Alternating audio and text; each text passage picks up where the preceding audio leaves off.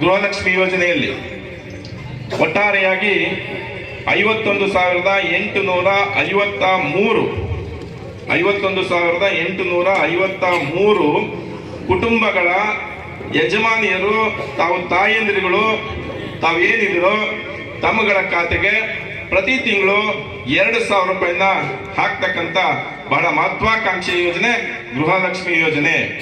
ಈ ಯೋಜನೆಗಾಗಿ ನಮ್ಮ ತಾಲೂಕಿಗೆ ಇದುವರೆಗೆ ಬಂದಿರತಕ್ಕಂಥ ಹಣ 145 ಕೋಟಿ 19 ಲಕ್ಷ ರೂಪಾಯಿಗಳು. 145 ಕೋಟಿ 19 ಲಕ್ಷ ರೂಪಾಯಿ ನಮ್ಮ ತಾಲೂಕಿಗೆ ಬಂದಿರತಕ್ಕಂಥ ಹಣ, ಅಂದ್ರೆ ನೇರವಾಗಿ ತಮ್ಮಗಳ ಖಾತೆಗೆ ಬಂದಿರತಕ್ಕಂಥ ಹಣ. ಜೊತೆಗೆ ಅನ್ನಭಾಗ್ಯ ಯೋಜನೆ, ಇದು ಮಾನ್ಯ ಸಿದ್ದರಾಮಯ್ಯ ಸಾಹೇಬ್ರ ಕನಸಿನ ಯೋಜನೆ. ಈ ಯೋಜನೆ ತಮಗೆಲ್ಲ ಗೊತ್ತಿದೆ. ಯಾರು ಕೂಡ ಹಸಿವಿನಿಂದ ಮಲಗಬಾರದು ಅಂತಕ್ಕಂಥ ಕನಸನ್ನ ಹೊತ್ತು ಮಾನ್ಯ ಸಿದ್ದರಾಮಯ್ಯ ಸಾಹೇಬರು ಜಾರಿಗೊಳಿಸಿರ್ತಕ್ಕಂಥ ಒಂದು ಯೋಜನೆ. ಈ ಯೋಜನೆಯಲ್ಲಿ ನಮ್ಮ ತಾಲೂಕಿಗೆ ಇದುವರೆಗೆ ಎಲ್ಲ ನಮ್ಮ 10 kg ಅಕ್ಕಿ ಕೊಡಬೇಕು ಅಂತ ಹೇಳಿ ಘೋಷಣೆಯನ್ನ ಮಾಡಿದ್ದು ನಮ್ಮ ಸರ್ಕಾರ. ಚುನಾವಣೆಗಿಂತ ಮುಂಚೆ ನಮ್ಮ ಪಕ್ಷ ಕಾಂಗ್ರೆಸ್ ಪಕ್ಷ 10 kg ಅಕ್ಕಿ ಕೊಡ್ತೀವಿ ಅಂತ ಹೇಳಿದ್ರು. ಆದ್ರೆ ಕೇಂದ್ರ ಸರ್ಕಾರದಿಂದ ನಮಗೆ 5 kg ಹೆಚ್ಚುವರಿ ಅಕ್ಕಿಯನ್ನ ದುಡ್ಡು ಕೊಡ್ತೀವಿ, ನಮಗ್ ಸರಬರಾಜು ಮಾಡಿ ಅದ್ರ ದುಡ್ಡು ತಗೊಳ್ಳಿ ಅಂತಂದ್ರೂ ಕೂಡ ಕೊಡದೇ ಇದ್ದ ಕಾರಣದಿಂದಾಗಿ 5 kg ಅಕ್ಕಿಯನ್ನ ಕೊಡ್ತಿದ್ದಾರೆ. ಅದ್ರ ಜೊತೆಗೆ 170 ರೂಪಾಯಿ ಪ್ರತಿಯೊಬ್ಬರಿಗೂ ಕೂಡ ತಮ್ಮ ಖಾತೆಗೆ ಹಾಕ್ತಾ ಇರ್ತಕ್ಕಂಥದ್ದು, ಹೌದಲ್ವಾ, ಬರ್ತಾ ಇರ್ತಕ್ಕಂಥದ್ದು. ಈ ಯೋಜನೆ ಅಡಿಯಲ್ಲಿ ನಮ್ಮ ತಾಲೂಕಿಗೆ ಒಟ್ಟಾರೆಯಾಗಿ ಇಲ್ಲಿವರೆಗೆ 1,90,00,000 ಕ್ವಿಂಟಾಲ್, ಎಷ್ಟು ಹೇಳಿ, 1,90,00,000 ಕ್ವಿಂಟಾಲ್ ಅಕ್ಕಿ ಸರಬರಾಜಾಗಿರ್ತಕ್ಕಂಥದ್ದು ಈ ಯೋಜನೆ ಜಾರಿಯಾದ ನಂತರ. ಜೊತೆಗೆ ಏನು 170 ರೂಪಾಯಿ ಹಣವನ್ನು ಕೊಡ್ತಿದ್ದಾರೆ, ಈ ಹಣದ ಮೊತ್ತ ಒಟ್ಟಾರೆಯಾಗಿ 37,38,00,000 ರೂಪಾಯಿಗಳು. 37,38,00,000 ನಿಮ್ಮ ಖಾತೆಗೆ ಇದು ಕೂಡ ಜಮಾ ಆಗಿರ್ತಕ್ಕಂಥದ್ದು. ಜೊತೆಗೆ ನಾವ್ಯಾರು ಕೂಡ ಊಹೆ ಮಾಡಿರ್ಲಿಲ್ಲ ಕರೆಂಟು ಫ್ರೀ ಆಗಿ ಸಿಗ್ತದೆ ಅಂತ ಹೇಳಿ ನಾವ್ಯಾರು ಅಂದ್ಕೊಂಡಿರ್ಲಿಲ್ಲ. ಇವತ್ತು ನಮ್ಮ ಕಾಂಗ್ರೆಸ್ ಸರ್ಕಾರ ಅಧಿಕಾರಕ್ಕೆ ಬಂದ ನಂತರ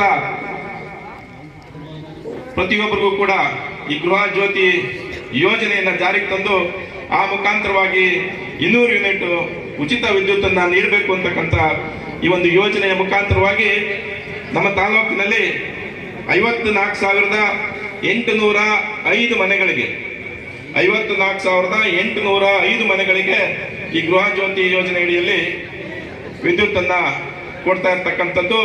ಇದಕ್ಕಾಗಿ ನಮ್ಮ ಸರ್ಕಾರ ಕಟ್ಟಿರ್ತಕ್ಕಂಥ ಹಣ, ಚೆಸ್ಕಾಂ ಇಲಾಖೆಗೆ ನಮ್ಮ ತಾಲೂಕಿಗೆ ಕಟ್ಟಿರ್ತಕ್ಕಂಥ ಹಣ 25,77,00,000 ರೂಪಾಯಿಗಳು.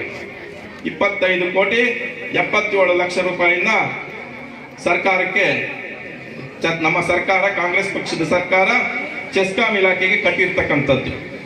ಜೊತೆಗೆ ಶಕ್ತಿ ಯೋಜನೆ ಬಹಳ ಮಹತ್ವಾಕಾಂಕ್ಷಿ ಯೋಜನೆ. ನಮ್ಮ ತಾಯಂದಿರಿಗೋಸ್ಕರನೇ ಇರ್ತಕ್ಕಂಥ ಒಂದು ವಿಶೇಷವಾದಂತ ಯೋಜನೆ. ಇಡೀ ಕರ್ನಾಟಕ ರಾಜ್ಯದಲ್ಲಿ ಉಚಿತವಾಗಿ ಬಸ್ನಲ್ಲಿ ಪ್ರಯಾಣವನ್ನ ಮಾಡಲಿಕ್ಕೆ ಅವಕಾಶವನ್ನ ಮಾಡಿಕೊಟ್ಟಿರ್ತಕ್ಕಂಥದ್ದು. ಇದನ್ನು ಕೂಡ ಯಾರು ಕೂಡ ಕಲ್ಪನೆ ಮಾಡ್ಕೊಂಡಿರ್ಲಿಲ್ಲ. ಇಂತಹ ಒಂದು ಅವಕಾಶ ಬರ್ತದೆ ಅಂತ ಹೇಳಿ ತಮಗೆ ಗೊತ್ತಿತ್ತೇನಕ್ಕ? ಫ್ರೀಯಾಗಿ ಬಸ್ಸಲ್ಲಿ ಓಡಾಡ್ತೀವಿ ಅನ್ಕೊಂಡಿದ್ರೆ ಯಾರಾದ್ರೂ ಅನ್ಕೊಂಡಿರ್ಲಿಲ್ಲ ಅಲ್ವಾ? ನೀವೆಲ್ಲಿಂದ ಎಲ್ಲಿ ತನಕ ಹೋದ್ರೂ ಫ್ರೀ ಇದೆ. ಇವತ್ತು ಬಹಳಷ್ಟು ಜನ ದೇವಸ್ಥಾನಗಳಿಗೆ ಹೋಗ್ತಾ ಇದ್ದಾರೆ.